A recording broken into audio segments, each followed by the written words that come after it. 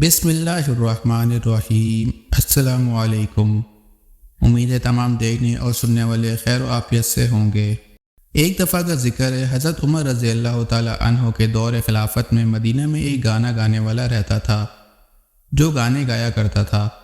جب اس کی عمر 80 سال ہو گئی تو اس کے آواز نے اس کا ساتھ چھوڑ دیا۔ اب کوئی اس کا گانا نہیں سنتا تھا۔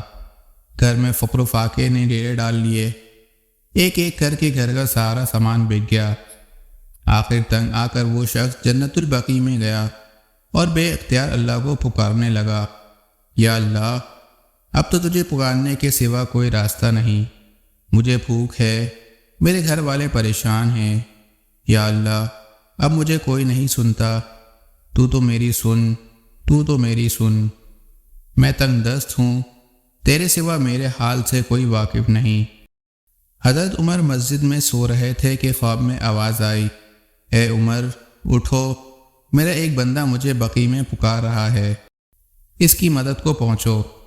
حضرت عمر رضی اللہ تعالی عنہ نے جب یہ سنا تو ننگے سر ننگے پیر جنت البقیع کی طرف دوڑے۔ دیکھتے ہیں کہ جھاڑیوں کے پیچھے ایک شخص دھاڑے مار مار کر رو رہا ہے۔ اس طرح جب حضرت عمر کو آتے دیکھا تو بھاگنے لگا۔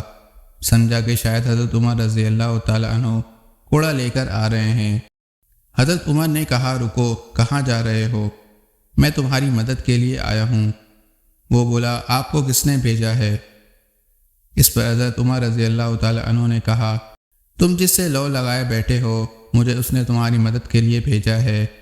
یہ سننا تھا کہ وہ شخص گھٹنوں کے بل گرا اور دھاڑے مار مار کر رونے لگا اور کہنے لگا، یا اللہ، ساری زندگی تیری نافرمانی کی، تجھے بلائے رکھا، یاد بھی کیا تو روٹی کے لیے، اور تو نے اس پر بھی لبیک کہا اور میری مدد کے لیے اپنے اتنے عظیم بندے کو بھیجا۔ میں تیرا مجرم ہوں، یا اللہ مجھے معاف کر دے، یا اللہ مجھے معاف کر دے۔ یہ کہتے کہتے وہ مر گیا۔ حضرت عمر رضی اللہ تعالی عنہ نے اس کی نماز جنازہ پڑھائی اور اس کے گھر والوں کے لیے بیت المال میں سے وظیفہ مقرر فرمایا۔ بے شک ہم بہت گنہگار ہیں، لیکن ہمیں یہ توقع رکھنا چاہیے کہ اللہ بڑا غفور و رحیم ہے۔